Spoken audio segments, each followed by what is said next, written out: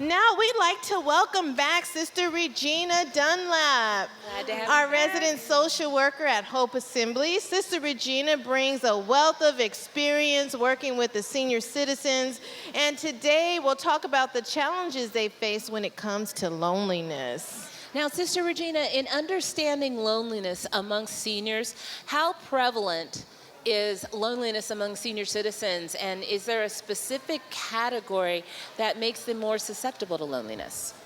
So loneliness is very prevalent in the senior community. When you start to reach an age of like late 60s and beyond, that's when you start to lose those people who are around you who made life make sense. Yeah, like your your parents, your friends, friends, your siblings. And so when you lose those people, like the connections that you had to the world become kind of null and void. So if you don't have things like church, if you don't have things like community, connections, then you're pretty much alone, and that can have a really negative effect on you physically and mentally.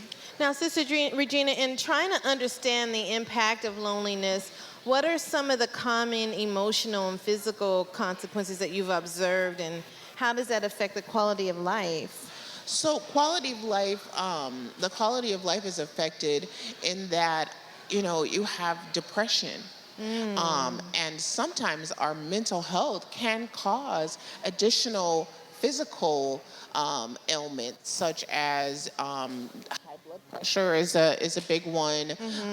If you're not going out to eat or having food brought in, like diabetes can be affected. All those things can be affected just by the fact that you are not in connection with anyone that may bring you food or may come by and visit or may just be like a listening ear for you. And Sister Regina, too, I believe like it's important when I go visit some of the saints, I take my children with me. Yes. Because I want them to know, and a simple thing, especially like a married couple, a simple thing like, how did you two meet? And just listening to those kind of stories and just asking them fun questions, and you really get them talking and you learn. And I was going to say, and what we don't realize is that it's enlightening to us.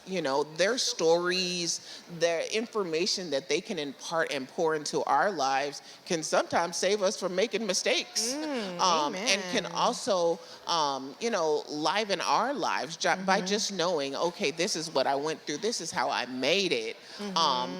Those things can be very helpful. But when they don't have that type of connection, it is a loss for everyone. Now, I have another question for you that I just thought of, because Sister Regina and I were next door neighbors as children, and we were doing our thing, but Dr. Gregory would be on the porch talking to the old saints. My grandmother. Yeah, your grandmother. My grandmother would Mama sit on the Hicks. porch, and Greg would come and sit on the steps. But what stands out to me, I have to admit, because he did have a lot of older friends. I saw the other side of that when they would pass away.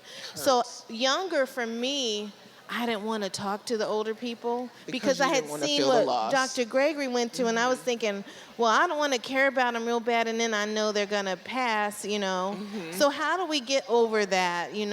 So I think that the bad outweighs the good, because you're able to spend that time and love them. The good and outweighs the bad. The good outweighs the bad. Sorry, but because you're able to love them and they're able to impart into you what would be lost if we weren't able to know their stories and understand the things that they had been through, good or bad. I think that those stories get lost. Yes. And that's a lost history that we can move forward with. Yes. So how would you then say, how can we foster age-friendly environments when there are older adults? How do we help them feel more connected and more valued? Would you say that's just by spending more time with them, or what do you suggest? I do. Even if it's not physical time, we have that outreach program that does phone calls. But if you live near one of our saints or an elderly person, hey, I'm going to the store. Number one, would you like to go with me? Yes. Get out of that house. Get you Yes. some sunshine. Number two, if you would not like to go with me, is there something that you'd like for me to pick up? Now, elderly people, please be sensible in your request. Um, but, is there something I can pick up for you? And then when you bring it to them, make sure you have time to sit down. Don't Yes. stand over them and just hand them things. Just sit down. Yeah, I love that. And then I know also too, some of the saints here, they'll go and clean some of the older saints' houses, and then they have that program where weekly, everybody that's on the outreach team, they're assigned somebody to call and check on during the week. So And if you're not on that call list, please, visit our outreach desk so that they can put you on that call list, because we love you all and we want to make sure that you feel a part, that you feel cared for, and that you are a part of us. okay, I think we asked that too. So did.